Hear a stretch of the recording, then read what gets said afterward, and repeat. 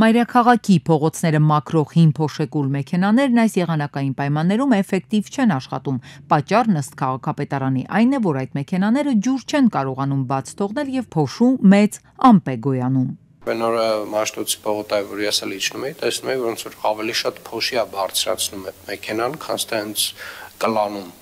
Պարոն քաղաքապետ, քանի որ ջերմաստիճանը 0-ից ցածր է, տվյալ դեպքում արդեն մենք ջրի համակարգը չենք կարողանում օգտագործել, քանի որ մեքենան կունենա տեխնիկական խնդիրներ։ Իսկ այս նոր տեխնիկան, որ ձեռք ենք բերել, դրանք նույնպես փոշեկուլ մեքենաներ են։ Բազմաֆունկցիոնալ մեքենաներ են, փոշեկուլներ եւ աղցան մեքենաներ են։ Երբ են առաքում ամբողջ խմբականակը։ Նախնական ասել են մարտի 17-20 այս հատվածում։ Մայրաքաղաքի օդը շարունակվում է աղտոտված մնալ։ Երևանի շինհրապարակներում տեղադրված 165 կայաններից ստացված տվյալների համաձայն փետրվար ամսին օդի որակի միջին արժեքը անառողջ միջակայքում է։ Փետրվար ամսվա 20-ից 28 ընկած ժամանակահատվածում պայմանավորված եղանակային նաև պայմաններով օդի որակի ցուցանիշները գտնվել են 30-ից 75 միջակայքում, այսինքն լավ կամ չափավոր։ Այս իրավիճակը այս սեզոնին, ձմեռային սեզոնին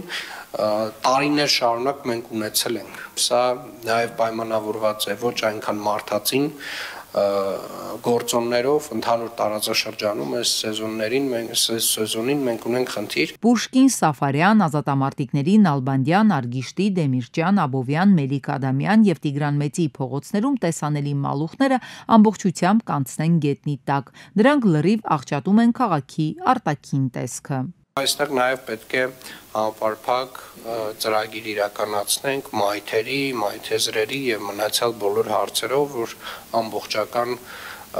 տեսք ստանանք, ինչպես ստացել ենք օրինակ Հանրապետության փողոցում եւ այդպես շարունակ։ Վերջին շրջանում բժիշկների նկատմամբ հաճախակի են արձանագրվում բռնություններ։ Ավինյանի համոզմամբ այդ մասին բարձրաձայնելու, դրա մասին հաճախակի խոսելու կարիք կա եւ այդպիսի դեպքերին ըստ քաղաքապետի իրավապահ համակարգը պետք է համապատասխան վերաբերմունք ցույց տա։